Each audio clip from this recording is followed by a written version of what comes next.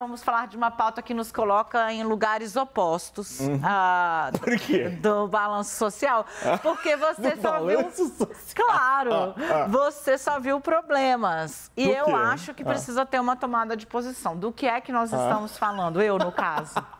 Para de rir, Nakagawa. O governo Lula e as montadoras estão discutindo medidas para incentivar a venda de veículos populares. A ideia ali é ressuscitar. Você ter um carro para comprar que não custe 100 mil, irmão. Porque, assim, a real é essa. O Naka tá aqui, ele falou... Eu falei, Naka, eu acho que precisa. Ele falou, porque você não dirige, porque tem combustível fóssil, tem não sei o quê. Tudo isso deve ser olhado. Mas, cara, eu lembro quando antes de eu entender que eu era um perigo para a sociedade, né, ao volante... você chegou a dirigir? Eu cheguei a dirigir. Breaking news. 6 meses. Em Brasília? E bati o carro 6 vezes. Uma boa média. Sem brincadeira. Mas você nunca se machucou, nem machucou ninguém? Nunca me machuquei, nem machuquei ninguém. Aí eu decidi o quê? Parar. Porque em Brasília, que tem avenidas largas, eu já fazia isso. Imagina aqui em São Paulo, eu ia matar uns 15 motoboys por dia, Deus me livre. Aí eu decidi não dirigir. Mas o meu primeiro carrinho foi um Gol, comprado em muitas parcelinhas com a minha mãe. Eu comprei com 22 mil reais. Hoje o carro mais barato do Brasil custa quase 70 mil reais. É inacreditável, gente. E assim, é isso, né? Naquela época, você parcelava em suavíssimas prestações, mas era isso, não era equiparar o preço de um carro com o de uma casa, porque é isso que a gente tem hoje. Sim. De onde que eu tirei, já que eu não dirijo, né? Fomos trocar o único veículo que temos em casa, né? Compartilhado, eu e meu senhor marido. Eu quase caí para trás, eu não fazia ideia do preço dos carros. E aí, você quer buscar o mais simples? Não existe, como diria o Padre Quevedo. Não existe. Você não acha mais. Acabou. Socorro Deus. E aí, Nakagawa? A indústria está desesperada, porque hoje as montadoras brasileiras, Dani, estão com o que os economistas chamam de ociosidade. Sabe de quanto? 50%. Nossa, Metade. significa que ele tem para produzir o dobro do que ele está produzindo. Exatamente. Conseguiria produzir com o maquinário que tem lá, produzir o dobro, mas não conseguem, por uma série de fatores.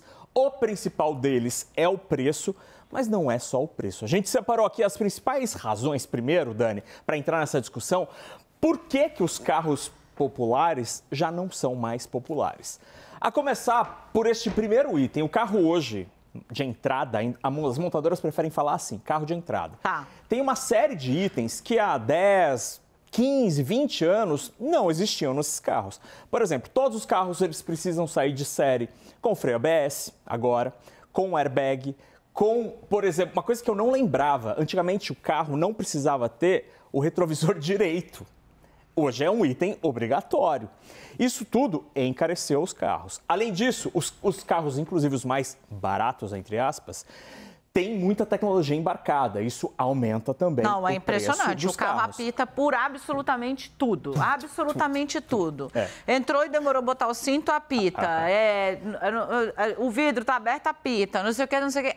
Apita. Ele fala muito. Aí outro fator, como muitas peças são importadas, é o real fraco. O dólar caro, a quase R$5, faz com que o carro também fique mais caro. Além disso, durante a pandemia, talvez a pandemia tenha sido o fator de curto prazo mais relevante nessa história. A falta de peças, de chips e peças de todo tipo, semicondutores, fez com que toda a cadeia de produção ficasse completamente bagunçada. Isso gerou muita inflação no preço dos carros. Foi durante a pandemia que o preço ali disparou de fato. Aí, diante desse cenário, o que está acontecendo é que hoje as montadoras têm 50% de ociosidade, ou seja, as fábricas poderiam dobrar a produção sem nenhum tipo de esforço, sem nenhum tipo de investimento.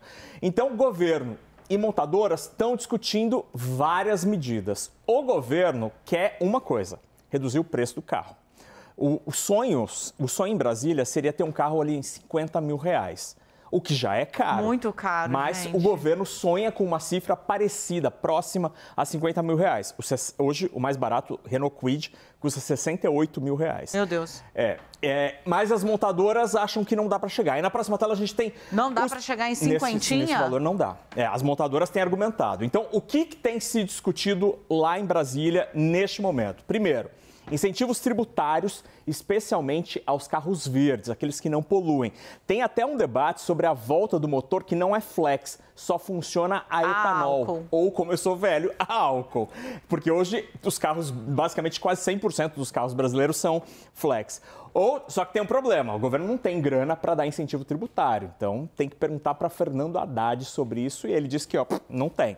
Crédito para clientes e empresas. Calma, incentivo tributário, em bom português, é o governo ou abre mão de arrecadação, né? Isso. Ou ele dá um jeitinho ali, que é um dinheiro que nesse momento que o Haddad está contando moedinhas para poder fechar as contas, não vai rolar, não vai ter. Então já começa aqui um probleminha. Já está quase que gongada essa opção aqui. Aí a segunda alternativa que estão discutindo é uma maneira de facilitar e tentar baratear o crédito para clientes e empresas. Aí você tem vários problemas aqui. Primeiro, o juro, aquele decidido pelo Banco Central, está paradinho em 3,75, sem sinais de que nas próximas semanas você vai ter queda. Então, isso já começa a atrapalhar. Aí tem um outro problema, que é o seguinte, os bancos reclamam, Dani, que quando um comprador de carro não paga as parcelas, é muito difícil para o banco conseguir reaver aquele bem, recuperar o bem. Então, este é um outro problema. A lei das garantias no Brasil é muito frágil, de difícil execução. Aí nessa história, aí começam a ter ideias de todo tipo. Estão falando até, as montadoras sugerem, por exemplo, usar o FGTS para comprar carro. Uma medida absolutamente inédita. E o FGTS tem outros usos, né? Por exemplo, financiar habitação popular, financiar instalação de saneamento nas cidades. Enfim, é um uso completamente, diferentão para o FGTS. O governo e as montadoras estão discutindo, no começo estavam tentando uma solução meio setorial, mas aí o governo enfrentou alguns problemas. Agora, neste momento, nesta semana, o que eu ouvi é que o governo está conversando com montadoras, não com o setor. E aí a gente pode ter um programa de adesão voluntária, por exemplo. A montadora XY adere a um programa, aí consegue uma condição aqui que vai reduzir um pouco o preço, por exemplo, ou o juro. A ver, o fato é, as montadoras hoje têm metade das suas plantas que não está funcionando. E voltar com o Gol Bolinha. Vem para cá, Renata Agostini, porque ela também estava dando seus pitacos nessa discussão. Renata colocou vários pingos nos is, no sentido de que tem, de fato, muitas coisas a serem arestadas. Agora, a gente teve essa conversa várias vezes, como a gente fala de coisas da vida real, né? Que, mano, é impeditivo, impossível, chocante, o que carro virou bem de luxo mesmo no Brasil. Não é Mas eu tenho uma má notícia para você. Eu mandei até no grupo, quando vocês estavam falando, eu fiz a conta. Os seus R$22 mil que você comprou o seu carrinho, aí eu fiz uma conta 20 anos, peguei, Claro que não, imagina, é muito menos. Isso foi... Dani fazendo 18 ali e comprando um carro. Não, 24 eu tinha 24, porque então foi quando a minha mãe falou, é o seguinte, minha filha, levanta, anda e se vira. Eu tinha 24. Tá bom, eu já ajusto a conta, mas eu fiz com 20 anos que ela não deu a data. Com 20 anos, os R$22 mil, hoje eles custam quase R$68 mil. Ou seja... Corrigido pela inflação. Então, tá meio em linha. Vai ser um pouco menos, gente, porque o período de reajuste já eu faço aqui. O período de reajuste metade, vai ser... Pode fazer, metade, 10 anos. Não, 4 anos, louca. Mas vai dar um pouquinho menos. Mas a questão é que eu acho que por um aspecto para analisar isso, quando a gente lembra daqueles números do passado, é lembrar que tudo hoje são valores diferentes, as coisas todas, porque a gente tem uma inflação que não é mais o período da inflação, mas nesse tempo a gente teve que conviver em vários períodos com uma inflação bem chatinha. Então tem esse aspecto. O outro aspecto é que a gente teve, especificamente no caso do setor automotivo, durante a pandemia especialmente, foi um setor bastante atingido por aquela tal queda da cadeia de suprimentos, teve coisa que as montadoras não conseguiam simplesmente achar, e isso encareceu o produto final. É um problema que não é só do Brasil.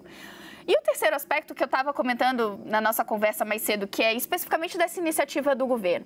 Existe uma coisa, quando a gente pensa em política pública, que é por que fazer dessa forma naquele momento, seria uma tradução. Qual é o seu custo de oportunidade? Quando a gente fala em dar isenção tributária ou mesmo uma linha de financiamento mais convidativa para aquilo, o que o gestor de política pública tem que pensar é: por que eu vou fazer isso nesse momento para esta finalidade? Será que eu posso usar esse esforço, que seja de um juro mais camarada, que seja uma política de empregos para esse setor, com outra coisa que me dê melhores resultados? E aí, no caso das montadoras, eu acho que é uma pergunta muito pertinente. Porque, primeiro, a gente quer incentivar o uso de transporte individual. Todo mundo aqui quer ter um carro bacana, mas esse, do ponto de vista de política pública, é um movimento mais interessante. E aí, quando o NACA traz a apuração dizendo que eles não estão nem negociando com o setor, eles estão pensando em negociar empresa por empresa, me dá calafrios, porque me parece que a gente deveria estar, do ponto de vista de política pública,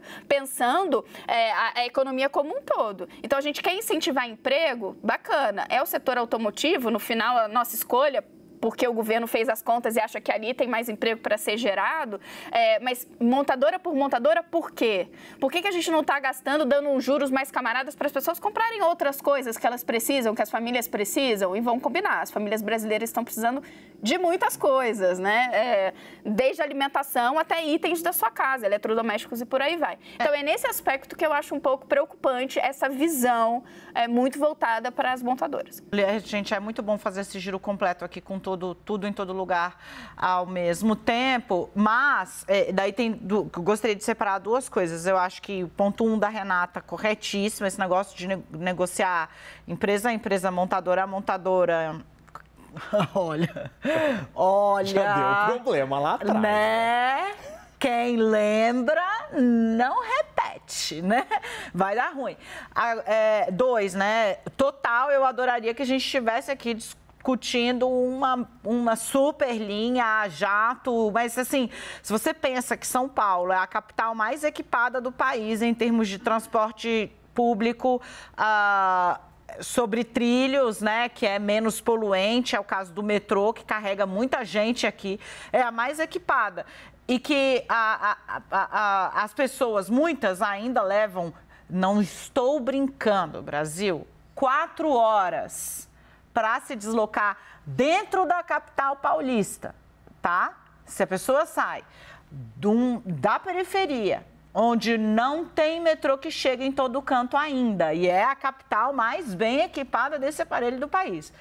4 horas no trabalho, você fala, bom, mas o ideal é que se tivesse investindo nisso, né? Concordo, o ideal é que se tivesse investindo nisso. Mas isso é São Paulo. Imagina em outros lugares do país, onde o transporte público é muito mais caro. É o caso de Brasília. O metrô de Brasília é um exemplo, assim, que eu não consigo entender o que aconteceu. Tinha lá o projeto, 300 anos para sair do papel, muita suspeita de irregularidade e de roubo, ele virou uma coisa que liga uma cidade, que nem é a mais populosa, uma região administrativa, a metade do plano piloto. É um negócio assim. E o resto das pessoas estão na periferia. Elas que lutem. Então, entre o ideal, o possível, o imprescindível e o que ajudaria, eu acho que o governo tem a obrigação de fazer uma conta que fique nesse meio do caminho aí. Não sei se eu me fiz entender, mas é que... Não, até porque quando a gente fala em projetos de metrô, não é responsabilidade do governo federal, então tem esse impasse mesmo. Mas ele botou dinheiro em algumas linhas várias, e aí eu acho também é o caso de, se é uma política pública de incentivar, então... ele entra de sola, qual o problema? Melhor do que falar do trem-bala, São Paulo, Rio de Janeiro, né? Pelo amor de Deus. E tem uma coisa que o governo não pode tentar solucionar, por exemplo, com crédito ou desoneração, que é algo mais profundo, que é o empobrecimento do brasileiro.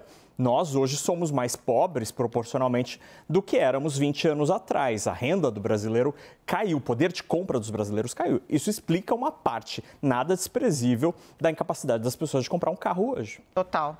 Muito bem, senhoras e senhor. Nakagawa minoritário aqui. Até logo, loguíssimo.